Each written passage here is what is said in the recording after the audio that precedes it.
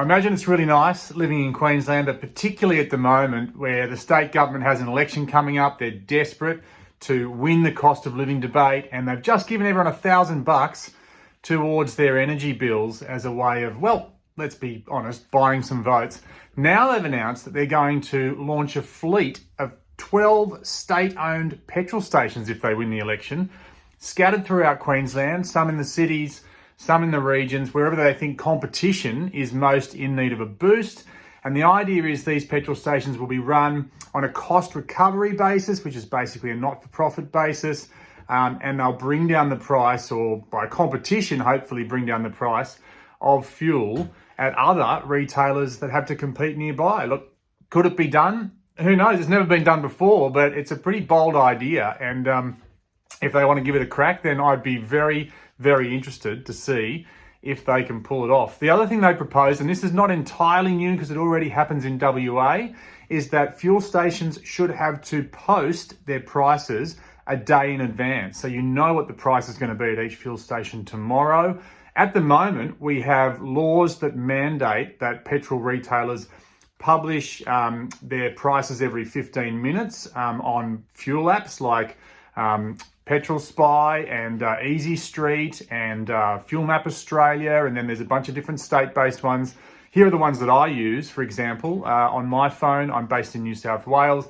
Every state has their own, and those first few I mentioned are national ones. They're really handy for seeing what the fuel price is at any given moment. But at the moment, petrol stations can still increase their price during the course of a day, and they can sometimes increase it more than once during the course of a day.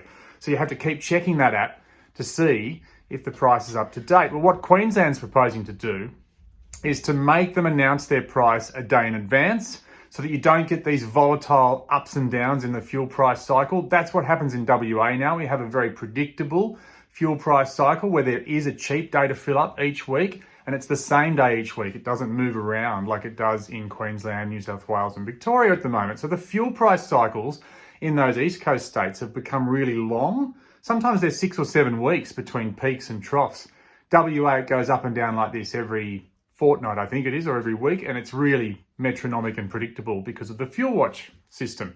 So Queensland's going to copy that. They're going to limit price increases to once per day, and they also so they're going to limit increases to 5 cents per litre in a day if they can, with the help of the RACQ, the motoring body there. So that is the proposal from the Miles government in Queensland to try and win this cost of living election. It comes on top of $1,000 towards your power bills. I don't know, Queenslanders, are you convinced?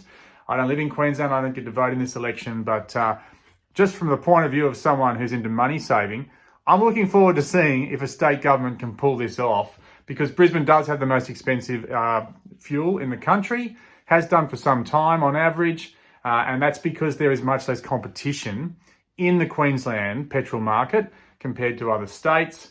The majors have more of a foothold there. There are fewer independents, and what they're trying to do is to bring more independents into the market using some of these strategies. What do you think? I'd love to know about it in the comments. My name's Joel, by the way. I'm a money saving guy. You can follow me here for more daily money saving news and hacks and strategies, and have a great day.